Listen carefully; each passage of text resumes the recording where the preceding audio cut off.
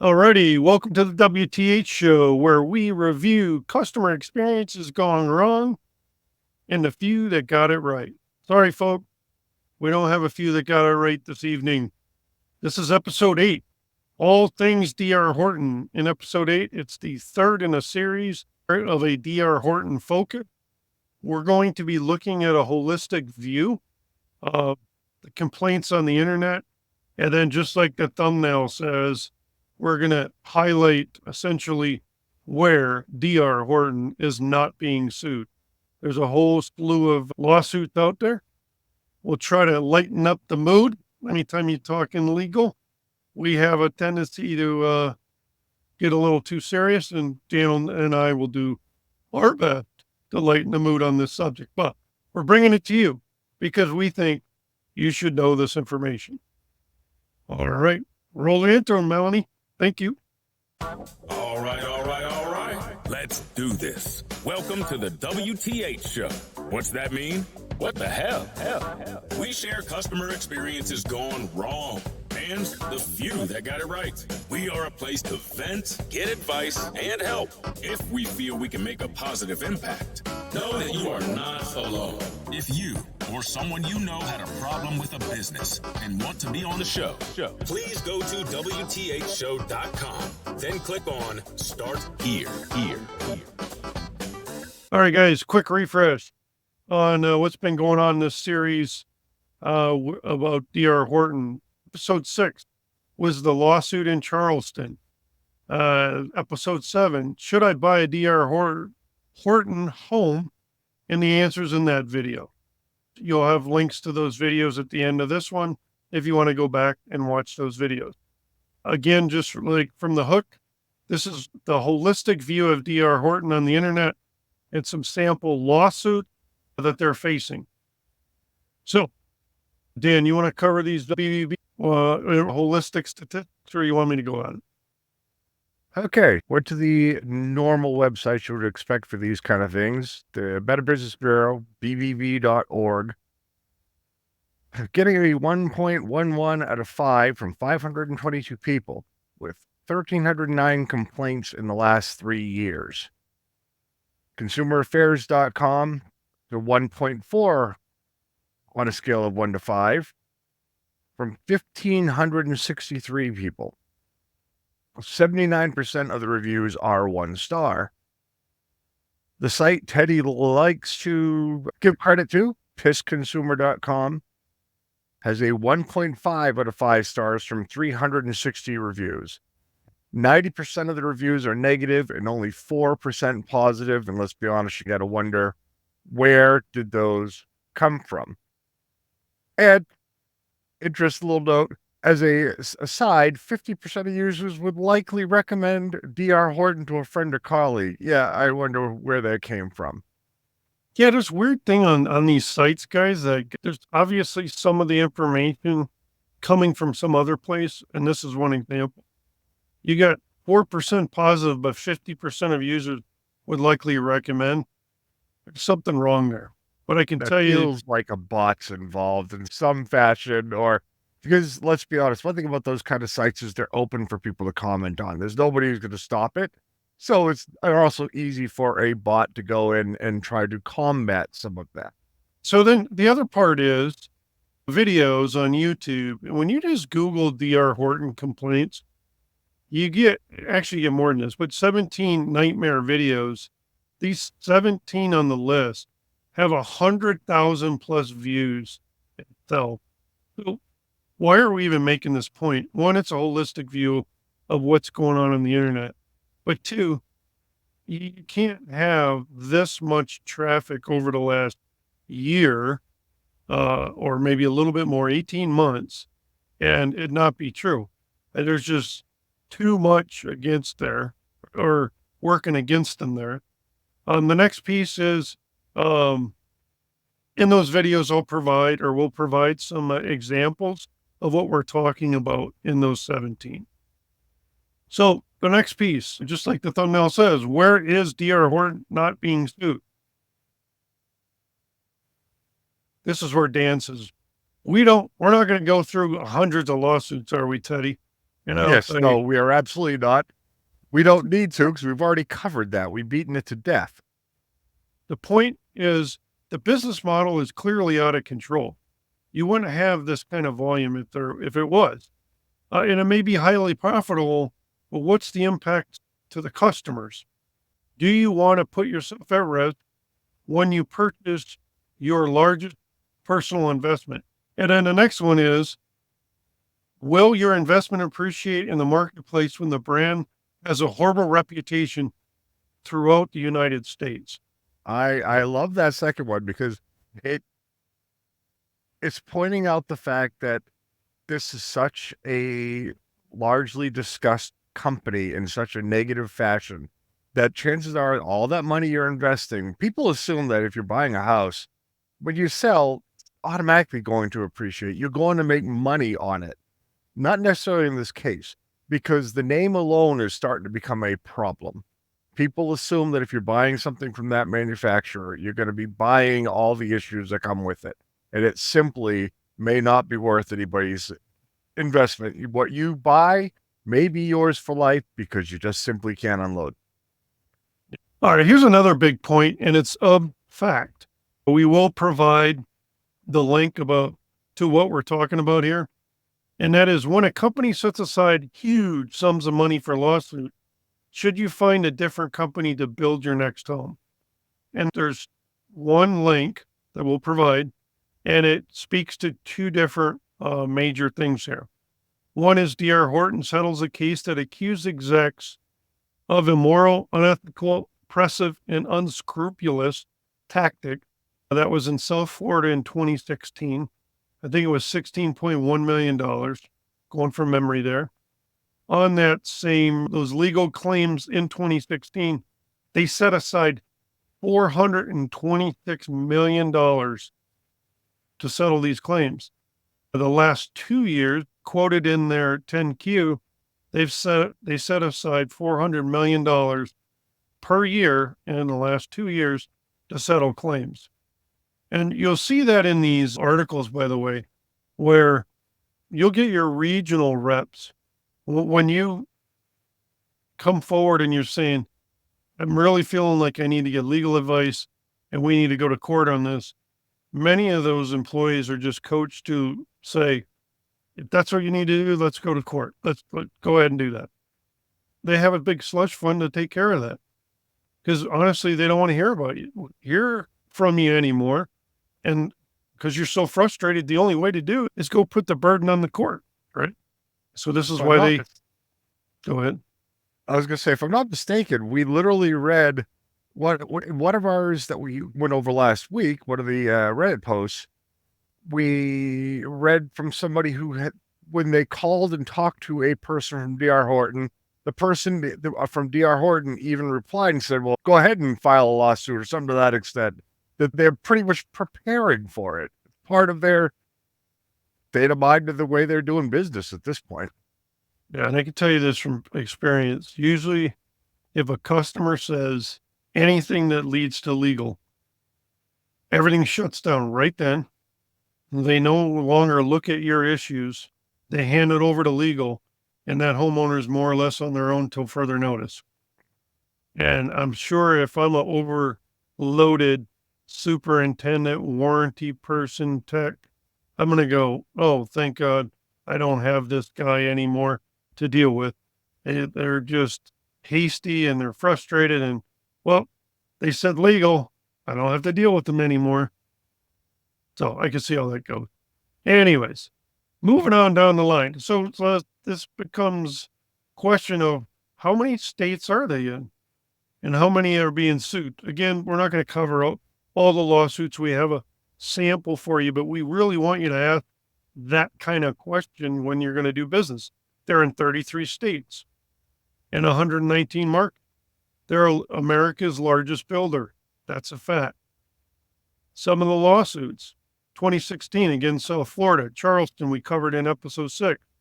There's a class action that was part of also, I think, the Charleston lawsuit that was started in September 21st of 23, a class action suit. what is going on there is quite interesting because they did get a verdict in this. They won the verdict, and it creates a unique area of a legal landscape now that you have a judgment against them in a class action. And it was representing the homeowners of South Carolina. Attorney Justin Lucy highlighted the distinctiveness of this lawsuit. While class action suits typically center on a townhome or condo development, this case was groundbreaking for addressing a multitude of issues within a single family home community, potentially paving the way for similar lawsuits, future lawsuits. And this is the same thing we've been preaching in previous episodes. The role of inspections is another big piece of this.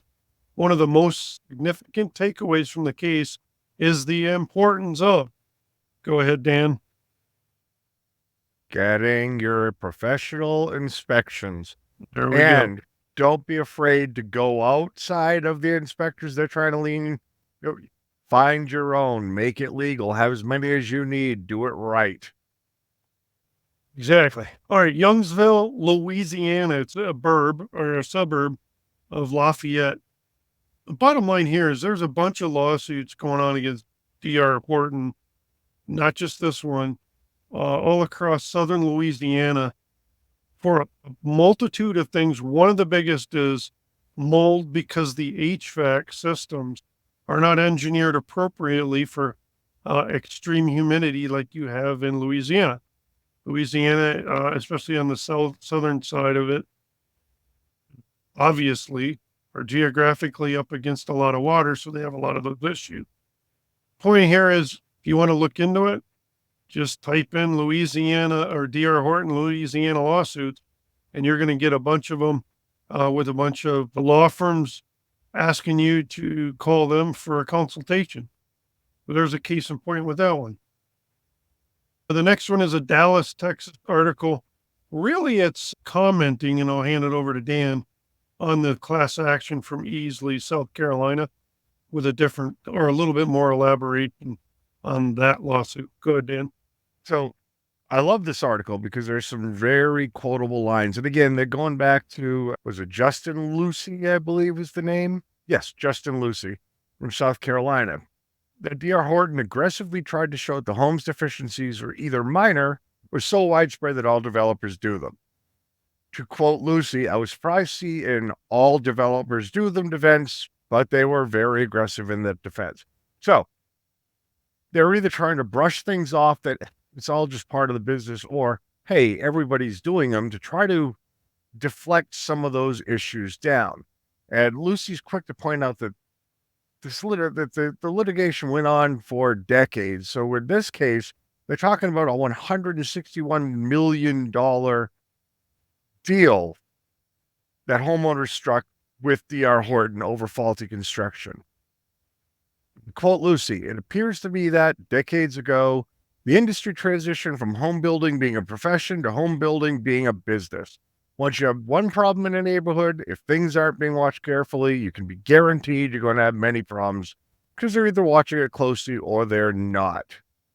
And to reiterate, as we've been saying all along, Lucy said home buyers need to make sure a professional inspector examines their home when they buy it. There we go. There's a theme here. All right, guys, there's your information. You do what you would like with it. We definitely want to invite you to come on our show where we are a place to get advice, also to just vent. And then finally, if we think we can make a positive impact, we'll approach the company like D.R. Horton and help track the information that's coming back from them. So you have a non-biased third party listening, and at least you can have a shoulder to cry on. All right, I said it. All right, guys, let's get to the advice here. And we already said it a zillion times, inspections. The other one, I'll take this one, and then Dan, you can finish the last four. If many places on the internet is plastered with extremely negative feedback, don't do business with that company. Over to you, Dan. I think we've said this one before, but to hammer it home, don't put yourself in a position at risk. I know we hammer this one. Don't close on the home until the walkthrough items have been identified and have been completed. You've done a complete professional inspection. You don't need to bow to the pressure from the builder. This is going to be your home. It needs to be correct. Don't take ownership until it is done. Love this one. Request to be part of the city inspections throughout the building process. You have every right to know what is going on. You have every right to know what those inspections look like. So be involved. Take a part. This is a massive investment. Don't just think it's on somebody else's shoulders. And after you meet the inspectors from an inspection, ask them where to look up those codes in your municipality yourself. Understand, you aren't supposed to be an expert on these codes, but you have every right to know what they are. And you have the right to question whether or not the inspection is following all the codes correctly. Know them, learn them. They're out there. They're available. It's your legal right to find them yourself. Good work there, Dan. Hmm. All right. One last comment before we go to closing. I found this interesting. It's in the 10Q that's public on the DR Horton site, because I was going to look for how much are they really getting sued, etc. And one thing that they iterate over and over in there is their commitment to customer service. And they have a picture in the 10Q that says, treat the customer like family. We have sharper tools in our toolboxes than ever before. I just find that really interesting, because there's 2,500 people out there that aren't really feeling like they're getting treated like family. I just thought that was ironic, because of large companies try to create this culture, but the business model is not supporting what they're trying to say, is my point. Dan, you got anything to that before we I go was to going to closing? say, it could be treating them like family, but some family are a bunch of assholes who simply don't get along. Just saying. So maybe their idea of family is not yours and mine. That's the point. What kind of family isn't? Quite dysfunctional by the sounds of it. Yeah, those guys that steal from each other. Oh, yeah, you don't invite Uncle Bob over. He just goes through all our dressers and takes mom's underwear kind of stuff. You got to be careful of those families.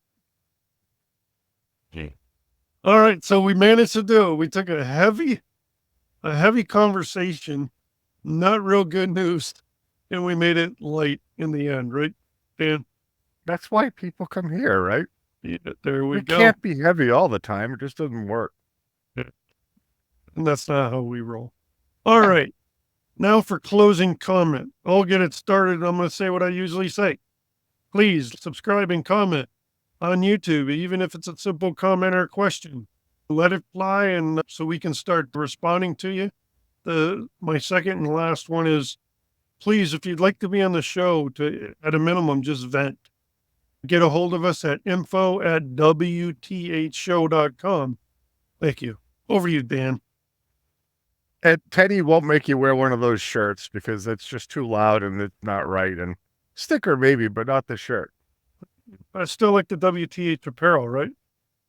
Yes, Teddy. The WTH apparel, it's got a sticker on it. There we go. You get that hat. Yeah. By all means, comment however, let us know what you think. If you've got something to say, please air it out, build a community. That's the only way we can get through all these kind of fun things. And if you got other topics you'd like to have us discuss, by all means, let us know, and we will gladly discuss anything you would like to talk about.